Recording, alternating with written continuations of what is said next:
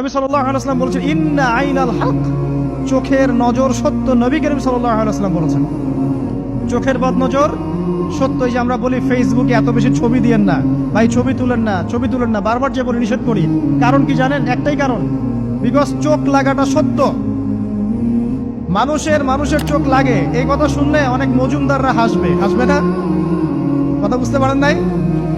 কিন্তু এটা সত্য, কারণ নবী করিম সাল্লাল্লাহু আলাইহি ওয়াসাল্লাম যা বলেছেন সাদাকাল্লাহু ওয়া সাদাকা রাসূলুহুল কারীম, নবী যা বলেছেন, আল্লাহ যা বলেছেন চিরায়ত সত্য, এর বাইরে কোনো সত্য আছে? বলেছেন চোখের বদনজর এমন সত্য যে একটা উটকে এই রান্নার ডেকচির মধ্যে ঢুকাই ফেলতে পারে। একটা উট খুব সুন্দর ভালো, আপনি দেখছেন মাশাআল্লাহ বলেন নাই, নজর লেগেছে, উটটা মারা গেছে দেন, তারপর তাকে জবাই করে খেয়ে ফেলতে হয়েছে। একজন সাহাবী গোসল করছিলেন, গোসল, এটা হাদিস সহিহ, এই আলেম ওলামা যারা আছেন তারা জানেন যে এই হাদিস সহিহ।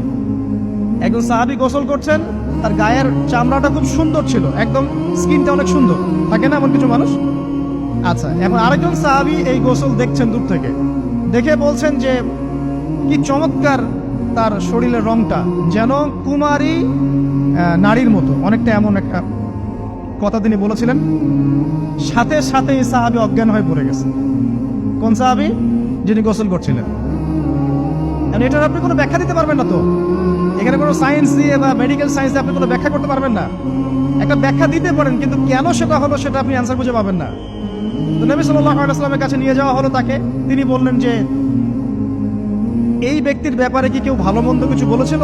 তখন একজন সাহাবী বলেন, হ্যাঁ, অমুকে বলেছে এর স্কিনটা অনেক সুন্দর, ওকে ডেকে নিয়ে আসো। ওকে ডেকে আনা হলো।